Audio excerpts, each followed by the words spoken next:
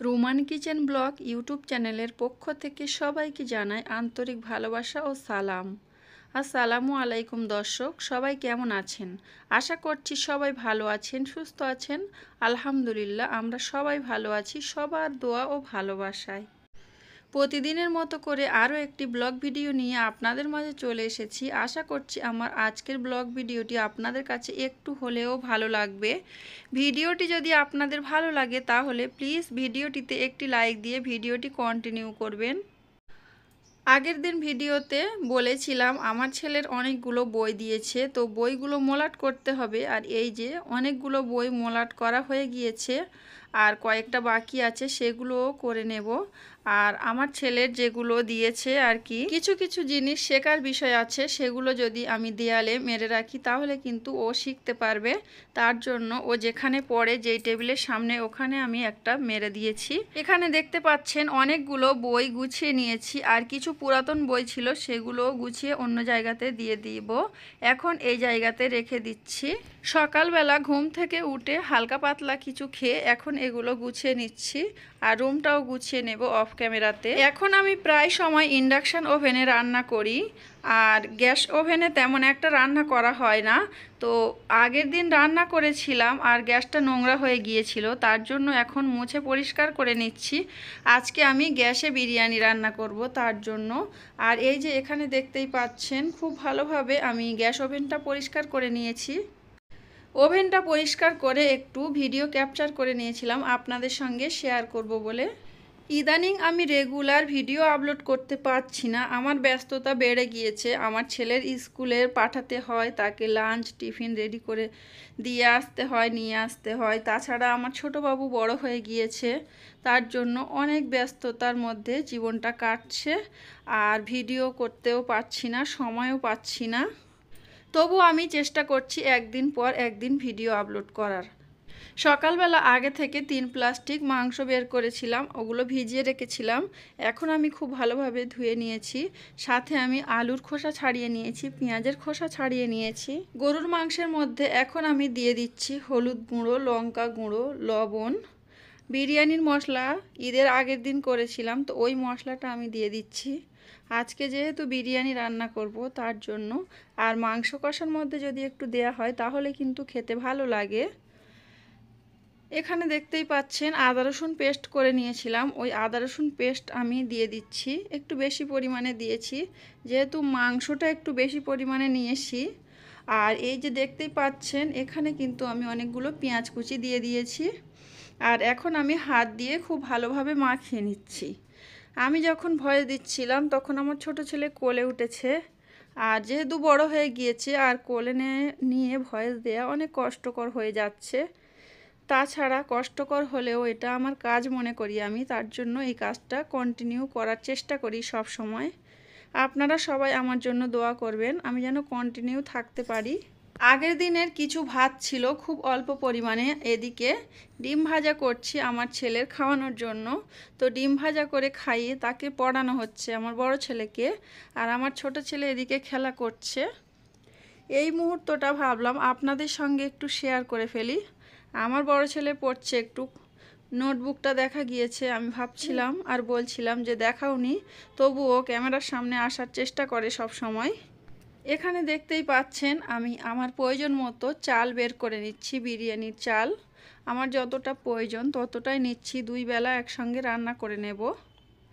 যেহেতু আজকে দম বিরিয়ানি করছি ঈদের মাংস দিয়ে, তার জন্য একটু বেশি পরিমাণে করছি। দেখতেই পাচ্ছেন এখানে মানে কি চাল নিয়ে বিরিয়ানিটা করছি, আমি একটু হাত দিয়ে দেখলাম আর আপনাদেরকে একটু দেখিয়ে দিলাম। এদিকে অফ ক্যামেরাতে আমি পেঁয়াজের বেরেস্তাটা করে নিচ্ছি, দেখতেই পাচ্ছেন কালারফুল হয়ে গিয়েছে। ওটা তুলে নিয়ে আমি ওই তেলের মধ্যে আলু ভেজে নিচ্ছি। খুব অল্প পরিমাণে আলুটা দিয়েছি আমার ছেলের জন্য। আর এদিকে ভাত রান্না করার জন্য পানিটা ফুটে উঠেছে, আর চালটা আমি আগে থেকে ধুয়ে ভিজিয়ে রেখেছিলাম। আর এই পর্যায়ে আমি ফুটন্ত পানির মধ্যে চালটা ঢেলে দেব। এই চালটা কিছুক্ষণ ভিজিয়ে রাখলে ভাতটা খুব সুন্দর ঝরঝরে হয়। আর এই যে দেখতেই পাচ্ছেন আমি ভাতটা রান্না করে চুবড়িতে ঝারিয়ে নিয়েছি, আর এদিকে মাংস রান্নাটাও হয়ে গিয়েছে। আজকে আমি সম্পূর্ণটা গ্যাসে রান্না করেছি, আর শুধু গরুর মাংসটা ইন্ডাকশান ওভেনে প্রেসার কুকারে বসিয়ে দিয়েছিলাম। এতে করে খুব তাড়াতাড়ি হয়ে গিয়েছে। বিরিয়ানি দমে দেওয়ার জন্য এখানে আমি প্রথমে ভাত দিয়েছি, তারপরে বিরিয়ানির মশলা একটু ছড়িয়ে দিয়েছি, পেঁয়াজের বেরেস্তা ছড়িয়ে দিয়েছি, আর ভেজে রাখা আলু দিয়েছি। এখন আমি এর মধ্যে কষানো মাংসটা দিয়ে দিচ্ছি। কষানো মাংসটা দেয়া হয়ে গিয়েছে। এখন আমি এর মধ্যে দিয়ে দিচ্ছি ভাত। তো এইভাবে আমি কয়েকবার সাজিয়ে নেব। তো এভাবে করে সাজিয়ে দমে দিলে বিরিয়ানির টেস্টটা অনেক সুন্দর আসে। কয়েকদিন ধরে আমার হাজব্যান্ড বলছিল যে বিরিয়ানি খাবে, আমার ছেলেও বিরিয়ানি খাবে বলছিল। আমি কিন্তু সময়ের কারণে বানাতে পারছি না। আর এই রকম দমে বিরিয়ানি খাবে, তো এই দম বিরিয়ানি বানাতে একটু ঝামেলা। তার জন্য যেহেতু ছোট বাচ্চা আছে, বানাতে অতটা কষ্ট হয় না। একবার করে কাজ করি, একবার করে ছোট বাচ্চাকে নিয়ে হিমশিম খেয়ে যাচ্ছি। কি আর বলবো, তো নিজের বাচ্চা, কিছু বলার নেই। সবাই আমার বাচ্চাদের জন্য দোয়া করবেন, আর আমার জন্য সবাই দোয়া করবেন যাতে করে শরীরটা একটু সুস্থ থাকে, বাচ্চাদের খেয়াল রাখতে পারি। তো দেখতেই পেয়েছেন সেমভাবে আমি আবারও সাজিয়ে নিচ্ছি। তো এইভাবে আমি 3বার করে সাজিয়ে নিয়েছিলাম। তো লাস্ট মুহূর্তে এখন এর মধ্যে দিয়ে দেব ভাত। সাহেরা ব্লগস আইডি থেকে প্রিয় সাহেরা আপুকে জানাই অসংখ্য অসংখ্য ধন্যবাদ, এবং সাহেরা আপুর প্রতি অনেক অনেক কৃতজ্ঞ রইল। কারণ সাহেরা আপুর আগে একটা চ্যানেল ছিল, এখন কিন্তু চ্যানেলে কাজ করে না, কিন্তু কন্টিনিউ আমাকে সাপোর্ট করে যাচ্ছে। তার জন্য আমার ভিডিওতে আমার প্রিয় সাহেরা আপুকে জানাই অসংখ্য ধন্যবাদ এবং অনেক অনেক ভালোবাসা। সাহেরা আপু অসুস্থ ছিল, সবাই সাহেরা আপুর জন্য অনেক অনেক দোয়া করবেন। সাহেরা আপু অনেক ভালো মনের মানুষ, যারা চিনেন তারা অবশ্যই জানেন কেমন ধরনের। তো সাহেরা আপুর জন্য অনেক অনেক দোয়া আর ভালোবাসা। আপনাদের সঙ্গে কথা বলতে বলতে দেখতেই পাচ্ছেন বিরিয়ানিটা কিন্তু সাজিয়ে নিয়েছি, আর এখন গ্যাসের মধ্যে বসিয়ে দেব, একটু স্লো দিয়ে দেব। যেহেতু এটা কাঠের উনানে আগুনে করলে কিন্তু খুবই ভালো হয় বিরিয়ানিটা। আমি যেহেতু গ্যাসে করছি তার জন্য এভাবে করে দম দিয়ে নিচ্ছি। গ্যাসের ফ্লেম স্লো রেখে আমি 30 মিনিট রেখে দিয়েছিলাম, আর এই যে দম হয়ে গিয়েছে, উপর থেকে একটু ধোঁয়া ধোঁয়া উঠছে। এই পর্যায়ে বুঝে নিতে হবে যে বিরিয়ানিটা একদম কমপ্লিট হয়ে গিয়েছে। এখন শুধু পরিবেশন করার পালা। তো এই তো এখানে আমি প্লেটে পরিবেশন করে আপনাদেরকে একটু দেখিয়ে দিলাম কেমন হয়েছে, অবশ্যই জানাবেন। আমার ছোট বাবুর 6 মাস কমপ্লিট হয়ে 7 মাস রানিং চলছে। ভাবলাম আমার ছোট বাবুকে আজকে বিরিয়ানি খাইয়ে দিই। তো বিরিয়ানি খাওয়ানোর জন্য 1 পিস আলু নিয়েছি, আর সাদা সাদা দেখে একটু ভাত নিয়েছি, মানে যেখানে কালার দেয়া হয়নি, মশলা দেয়া হয়নি, তো ওই ভাত আমি একটু নিয়েছি, যেহেতু ছোট মানুষ তার জন্য। এখন আমি আমার রাহাত বাবুকে খাইয়ে দিচ্ছি। আমার রাহাত বাবু বসতে পারে না, বালিশে হেলান দিয়ে বসিয়ে দিয়েছি, আর এখন রাহাত বাবুকে বিরিয়ানি খাইয়ে দিচ্ছি।